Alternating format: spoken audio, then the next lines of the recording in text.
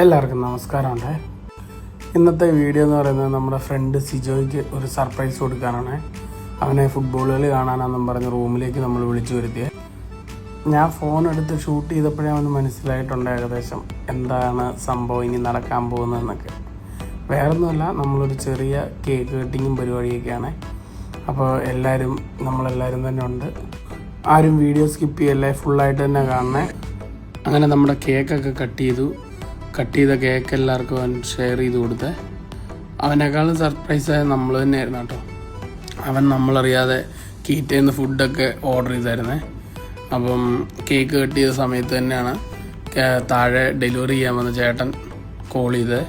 അങ്ങനെ അശ്വന്ത് പെട്ടെന്ന് തന്നെ താഴത്തോട്ട് പോയേ. അപ്പോൾ നമ്മുടെ ഫുഡ് എത്തി. പിന്നെ ഫുഡ് കൊണ്ടുവന്ന ചേട്ടനെ നമ്മൾ വിളിച്ചേ റൂമിലേക്ക്.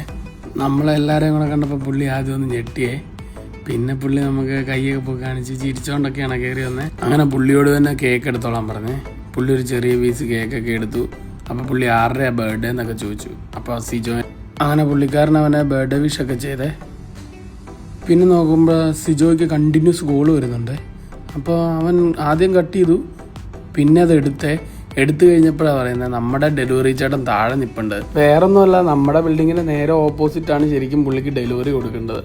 വേറൊരു കാര്യമുണ്ട് കേട്ടോ, ഈ ചേട്ടൻ ഡെലിവറി കൊടുക്കേണ്ട ആ പുള്ളിനെ വിളിച്ചിട്ട് അയാൾ ഫോൺ എടുക്കുന്നില്ല. അപ്പോഴാണ് അശ്വന്ത് പുള്ളിനെ കണ്ടത്. അപ്പോൾ പുള്ളി ഓർത്തു ഇവരായിരിക്കും ഓർഡർ ചെയ്തതെന്ന്. അങ്ങനെ പുള്ളി നമ്മുടെ റൂമിലേക്ക് വന്ന കേട്ടോ.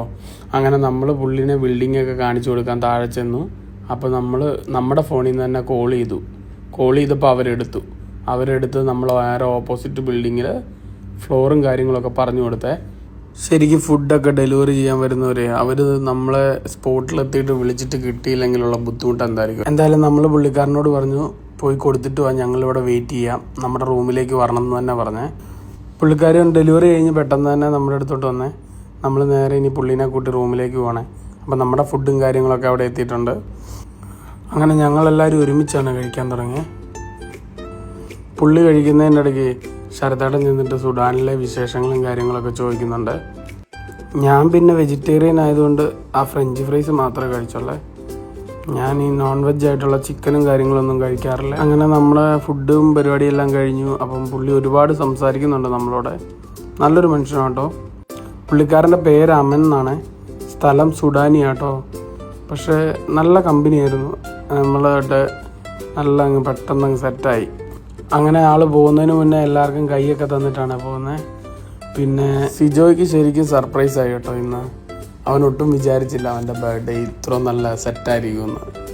നമ്മളൊട്ടും പ്രതീക്ഷിക്കാതെ ഒരാളെ അങ്ങനെ പുള്ളിക്കാരൻ നമ്മുടെ അടുത്ത് നിന്ന് യാത്രയൊക്കെ പറഞ്ഞ് പയ്യെ പോവാണ്. വീഡിയോ ഇഷ്ടപ്പെട്ടെങ്കിൽ എല്ലാവരും ലൈക്കും കമൻറ്റും ഒക്കെ ചെയ്യണേ. കീറ്റാച്ചേട്ടനെ നമ്മൾ ടാറ്റയൊക്കെ കൊടുത്താ കേട്ടോ വിട്ടെ. അങ്ങനെ സിജോയ്ക്ക് മൊത്തത്തിൽ നല്ല രീതിയിലായിരുന്നു സർപ്രൈസ് കേട്ടോ. അങ്ങനെ അവനും മൊത്തത്തിൽ ഞെട്ടിയേ. ഇത്രയും പ്രതീക്ഷിച്ചില്ല ഇങ്ങനെ ഇത്രയും കളറായി പോകുന്നു.